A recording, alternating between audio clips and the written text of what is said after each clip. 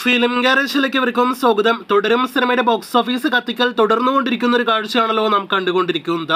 ലാലേട്ടനെ നായകനാക്കി തരുൺ മൂർത്തി സംവിധാനം ചെയ്ത എങ്ങും ഹെവി പോസിറ്റീവ് അഭിപ്രായങ്ങൾ ലഭ്യമായ സമീപകാലത്തെ നല്ല ലാലേട്ടന്റെ കരിയറിലെ തന്നെ ഏറ്റവും മികച്ച അഭിപ്രായങ്ങൾ ലഭ്യമായ സിനിമകളിൽ ഒന്നായിട്ട് കൂടി മാറിയ തുടരുമെന്ന സിനിമയുടെ ഏറ്റവും പുതിയ ബുക്ക് മൈ ഷോ സ്റ്റാറ്റസിലേക്ക് വരികയാണെങ്കിൽ ബുക്ക് മൈ ഷോ ചരിത്രത്തിലെ ഏറ്റവും ഉയർന്ന ടിക്കറ്റുകൾ റിലീസിന് ശേഷം ഒരു മലയാളം സിനിമ നേടിയെടുക്കുന്ന ഒരു കാഴ്ചയാണ് ഇപ്പോൾ കണ്ടുകൊണ്ടിരിക്കുന്നത്.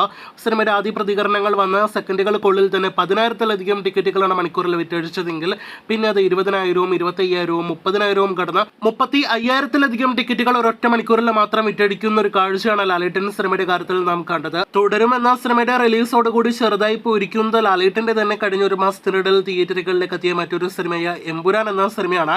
ലാലേട്ടന്റെ നായകനാക്കി പൃഥ്വിരാജ് സുകുമാരൻ സംവിധാനം ചെയ്ത സിനിമ റിലീസിന് ശേഷം 28,000 ടിക്കറ്റുകൾ മാത്രമേ മണിക്കൂറിൽ ഏറ്റവും കൂടുതലായിട്ട് ഒരു മലയാളം സിനിമയുടെ പേരിൽ വിറ്റഴിച്ചതുള്ളൂ. ഇപ്പോഴത്തെ 28,000-ന് മുകളിൽ 35,000-ന് മുകളിലാണ് ഒരൊറ്റ മണിക്കൂറിൽ തുടരുമെന്ന സിനിമയുടെ പേരിൽ ടിക്കറ്റുകൾ വിറ്റഴിച്ചത്. അപ്പോൾ ലാലേട്ടന്റെ റെക്കോർഡ് ലാലേട്ടൻ തന്നെ പൊട്ടിക്കുന്ന ഒരു കാഴ്ചയാണ് പുതിയ സിനിമയിലൂടെ നാം കാണുന്നത്. തുടരുമെന്ന സിനിമയുടെ ഈ നേട്ടത്തോടെ വ്യക്തമാകുന്നത് ലാലേട്ടനെ റെക്കോർഡ് അടിക്കാൻ ബിഗ് ബഡ്ജറ്റ് സിനിമ വേണ്ട, സീക്വൽ സിനിമ വേണ്ട, ഒപ്പം തന്നെ മൾട്ടി സ്റ്റാർ സിനിമ വേണ്ട, പാൻ ഇന്ത്യൻ സിനിമ വേണ്ട എന്നൊക്കെയാണ്.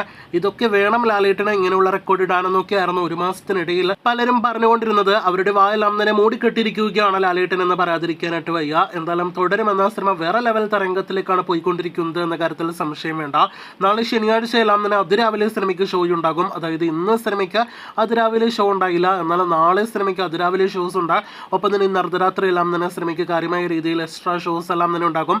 കൂടുതൽ സ്ക്രീൻ കൗണ്ട് കേരളത്തിലും ഓവർസീസിലെല്ലാം തന്നെ ലഭ്യമായിക്കൊണ്ടിരിക്കുന്നു തുടങ്ങിയ മികച്ച വാർത്തകൾ, നല്ല വാർത്തകളെല്ലാം തന്നെ സിനിമയെക്കുറിച്ച് വരുന്നുണ്ട്.